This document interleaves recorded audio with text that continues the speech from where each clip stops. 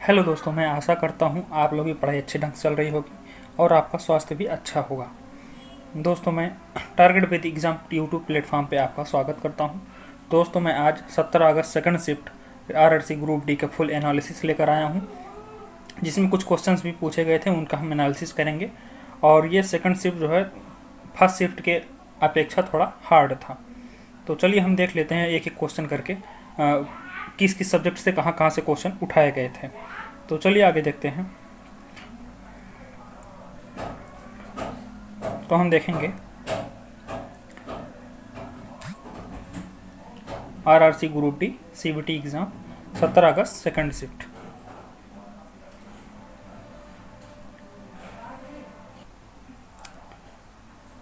इसमें पहला क्वेश्चन आया था एक संविधान से कि अनुच्छेद 279 ये किस चीज़ से संबंधित है। तो ये जीएसटी से संबंधित है, जो 1 जुलाई 2017 से लागू हुआ है। अगला देखेंगे, एक आया था इंडिया म्यूजियम एक्ट कब लागू हुआ। तो ये 1910 में लागू हुआ था। और एक तीसरा क्वेश्चन ये आया था संविधान से ही, अनुच्छेद 51 किस भाग में आता है। तो ये भाग 4 में आता है।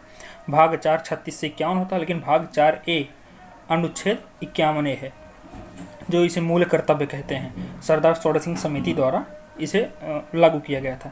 आगे देखेंगे, एक क्वेश्चन मुख्यमंत्री से रिलेटेड आया है। यह है बसवराज बोम्मई द्वारा एक योजना शुरुआत की गई है, वह किस राज्य के सीएम हैं। मतलब ऐसे क्वेश्चन पूछे जा सकते हैं कि इसे योगी आदित्यनाथ के बारे में पूछा जा सकता है, उत्तर प्रदेश के सीएम। तो हम ऐसे कुछ सीएम जो इंपॉर्टेंट है उसको याद कर लेंगे। जैसे बसवराज बोम्मई जो है ये कर्नाटक के सीएम हैं। अगला देखेंगे, 2022 के आंकड़े के अनुसार सबसे ज़्यादा बेरोजगारी किस राज्य में है। जो हमें छात्रों द्वारा बताया गया उसमें उन्होंने बताया ऑप्शन राजस्थान, हरियाणा, यूपी, पंजाब। इसमें 4 ऑप्शन दिए थे। इसमें जो 2022 के लेटेस्ट आंकड़े आए हैं उनमें सबसे ज़्यादा बेरोजगारी हरियाणा में है। अगला देखेंगे, एक नदी से रिलेटेड क्वेश्चन था। अमरकंटक पहाड़ी से कौन सी नदी निकलती है। अमरकंटक पहाड़ी से ये नर्मदा नदी निकलती है। अगला देखेंगे, अब जो अभी लेटेस्ट आया है HDI इंडेक्स 2022। ऐसे इंडेक्स 10-15 इंडेक्स जो इंपॉर्टेंट है उसे याद कर लें। HDI इंडेक्स 2022 में भारत की रैंक जो है वो 131वीं है। अगला देखेंगे, एक पूर्वोत्तर राज्यों से पूछा गया है, मासिनराम किस पहाड़ी पर है। मासिनराम जो कि भारत क्या पूरे विश्व में सबसे अधिक वर्षा होती है, लगभग 1100 mm के आसपास। तो ये खासी पहाड़ी पर है। अगला देखेंगे, नवरोज़ त्यौहार किसके द्वारा मनाया जाता है। इसमें तीन ऑप्शन दिए थे, 4 ऑप्शन दिए थे, लेकिन बच्चों ने 3 ही बताया क्योंकि एक भूल गए थे। जैन, बौद्ध और पारसी। तो नवरोज़ त्यौहार जो है ये पारसी लोग मनाते हैं। अगला देखेंगे, अब हम देखेंगे कुछ साइंस के क्वेश्चंस जो आए थे एग्जाम में। देखेंगे साइंस के क्वेश्चन। इसमें एक आया था प्रतिरोध का समांतर क्रम, श्रेणी क्रम। तो इसमें श्रेणी क्रम से पूछा गया था और वोल्टेज ज्ञात करने के लिए कहा गया था। तो श्रेणी क्रम के लिए हम सूत्र क्या लगाते हैं, V = R = R1 + R2 R2 ऐसे अनंत तक। और एक सूत्र होता है वोल्टेज निकालने का, V = IR। अगला क्वेश्चन देखेंगे, ये भी साइंस से था। बोला था सोडियम कार्बोनेट के पानी के साथ रिएक्शन। हाँ, ऐसे क्वेश्चन करके आए थे। सोडियम कार्बोनेट को यदि पानी के साथ रिएक्शन कराया जाए तो क्या होगा। ऐसे रिएक्शन करके कुछ याद कर लेना। अब अगला देखेंगे, poverty and un-British rule in India के फाउंडर, मतलब इसकी रचना किसने की थी। तो ये हो जाएगा दादा भाई नौरोजी। ये एक पाकिस्तानी थे जिन्हें भारत रत्न, इनको भारत का भारत रत्न भी दिया गया। अगला देखेंगे, 2021 में द्रोणाचार्य पुरस्कार किन 2 को मिला। 2021 में द्रोणाचार्य पुरस्कार किन्हें किन्हें मिला था। तो इसमें 2 ऑप्शन बच्चों ने बताया, संध्या गुरुन और राधे कृष्ण नायर। इसमें आप देख लीजिएगा। आगे देखेंगे, ये हाइड्रोजन संयंत्र, क्योंकि भारत सरकार हाइड्रोजन पॉलिसी लाई हुई है और हाइड्रोजन संयंत्र MP किस जिले में शुरू की गई। ये है गुना जिले में। और उत्तर प्रदेश में अगर देखा जाए तो मथुरा में चल रही है। अगला देखेंगे, बाल्यावस्था के बाद में लैंगिक परिवर्तन के बारे में कौन सा कथन सही है। इसमें कुछ कथन दिए गए थे और उससे रिलेटेड आंसर करना था। आगे देखेंगे, एक आया था फ्लेमिंग के दाएं हाथ का नियम। दाएं हाथ के नियम में अंगूठा और उंगली क्या दर्शाते हैं। इसको फ्लेमिंग के दाएं हाथ के और बाएं हाथ के दोनों नियम तैयार कर लेना।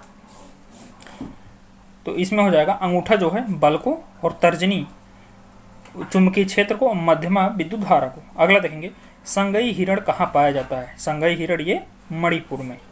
अगला, अब एक क्वेश्चन आया था सेल मेम्ब्रेन से, सेल मेम्ब्रेन से क्वेश्चन आया था। आगे देखेंगे, सेल मेम्ब्रेन वाला टॉपिक जो है तैयार कर लेना। और एक आया था फिजिक्स से, भौतिक विज्ञान से, पोल और फोकस की बीच की दूरी से सवाल था।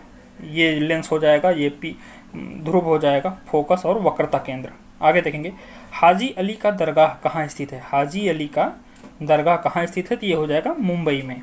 आगे देखेंगे, अब इसमें से 3-4 ऑप्शन दिए थे, इसमें कौन सा गलत था? इनमें से कौन सा गलत? जैसे केरल, कन्नड़, मेघालय, खासी और आंध्र प्रदेश तेलुगु।